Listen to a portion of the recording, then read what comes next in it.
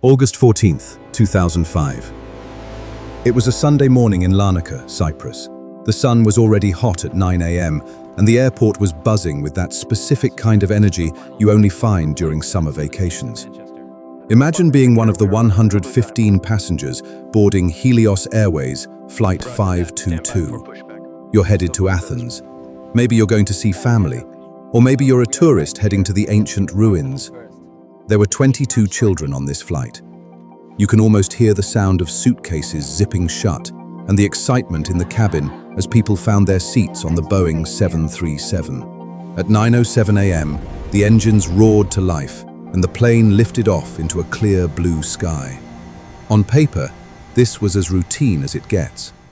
Captain Hans-Jürgen Merten was an experienced German pilot with over 16,000 hours in the air. His co-pilot, Pampos Charalambous, was equally dedicated. There was absolutely no reason to think that in just a few hours, this aircraft would become the most famous ghost plane in history. 6 minutes after takeoff, as the plane climbed through 12,000 feet, a loud, piercing horn suddenly filled the cockpit. Now, imagine you're the pilot. You've heard this horn before, but usually it happens on the ground. It's the takeoff configuration warning.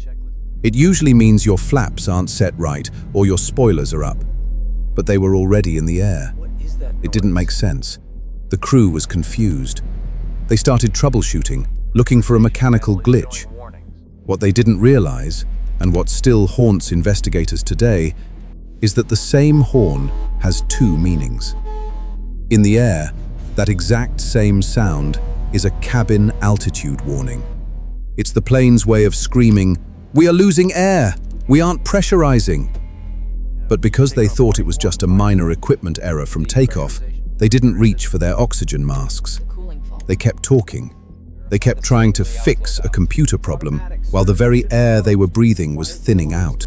To understand what happened next, we have to talk about the killer no one saw coming, hypoxia. At high altitudes, there isn't enough oxygen to keep a human brain functioning, but hypoxia is cruel. It doesn't make you gasp for air like you're underwater. Instead, it feels like a slow, warm fog. You get a little sleepy. You might get a bit loopy or happy. Your judgment vanishes. While the pilots were on the radio with the Helios ground engineers in Cyprus, they started sounding off. The engineer on the ground asked them a crucial question. "Can you confirm the pressurization panel is set to auto?" The captain responded by talking about a cooling fan. He wasn't even answering the question anymore. His brain was already starving for oxygen. That was the last time anyone heard from the pilots of Flight 522. So, why was the air leaking out? It all comes down to a single, tiny switch on the overhead panel. The night before, a maintenance team had been checking a reported leak in a door seal. To test it, they had to turn the pressurization system to manual, to manually pump air into the fuselage. It's a standard test, but when the technician finished, he didn't flip the switch back to auto. That's it. That is the entire tragedy in a nutshell. A switch about an inch long was left in the wrong position. When the pilots did their pre-flight checks the next morning, they missed it. Maybe the sun was hitting the panel at an angle, or maybe they were just distracted. But that 1-inch error meant that as the plane climbed to 34,000 feet, the valves that were supposed to keep the air inside were wide open. The plane was literally bleeding its atmosphere into the vacuum of the high sky. By 9:30 a.m., the plane reached its cruising altitude of 34,000 feet. By this point, both pilots were likely completely unconscious. But the plane didn't fall. The Boeing 737 is a marvel of engineering. The autopilot was engaged, and it did exactly what it was programmed to do. It flew the route. It flew toward Athens, perfectly level, perfectly steady. In the back of the plane, the 115 passengers were living through a nightmare. At 14,000 feet, the yellow oxygen masks would have dropped from the ceiling. We know they put them on. We know they sat there, breathing through those masks, looking at the "fasten seatbelt" sign, waiting for the pilots to say something. But the pilots never spoke. And those masks only have 12 minutes of oxygen. Imagine the terror when those 12 minutes ran out. One by one, the passengers drifted into the same deep, hypoxic sleep as the pilots. The plane was now a flying tomb, silent except for the hum of the engines, cruising over the Aegean Sea. At 10:30 a.m., the plane entered Greek airspace. Athens air traffic control tried to call them. Nothing. They tried every frequency. Nothing. The Greek government, fearing a terrorist hijacking like 9/11, scrambled 2 F-16 fighter jets. When the jet pilots pulled up alongside the Helios 737 at 11:24 a.m., they were prepared for a fight. But what they saw through their cockpit windows was far more haunting. The F-16 pilots reported that the passenger cabin was full of dangling yellow masks.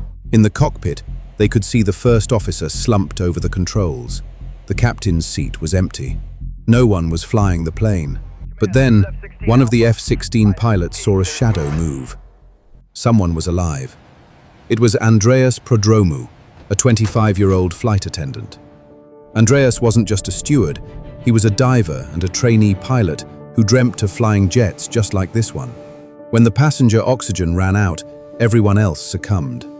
But Andreas had found a portable oxygen cylinder, the kind flight attendants use for emergencies. He had been moving through the silent cabin, checking on people, realized he was the only one left. He managed to break into the cockpit using the emergency code. The F-16 pilots watched as this young man sat in the captain's seat and put on a headset. He was desperately trying to call for help, but he didn't know the radio was still set to the Larnaca frequency, not Athens. No one could hear him. He waved at the F-16s, a tiny human gesture in the middle of a catastrophe.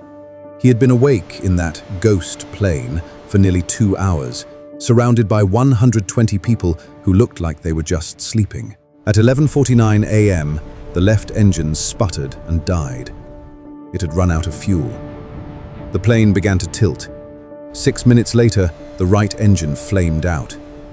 Andreas was still there, his hands on the controls, trying to steer the massive dead weight of the Boeing 737 away from the city of Athens. He steered it toward the mountains. At 12:03 p.m., the plane struck a hillside near the village of Grammatico. The impact was massive. There were no survivors. When investigators finally pieced together the cockpit voice recorder, they heard something that still chills aviation experts. They didn't hear voices.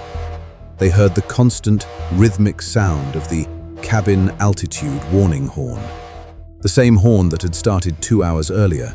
It had been ringing the entire time. Today, a memorial stands on that hillside in Greece. It lists 121 names. This tragedy changed aviation forever. Training for hypoxia recognition became mandatory for pilots worldwide. Boeing changed the way the alarms sound so that a takeoff warning and a pressure warning could never be confused again. It's a story about a tiny switch, a silent killer, and a young flight attendant who refused to give up until the very last second. It reminds us that in our world of high-tech machines, it's often the smallest human details that matter the most.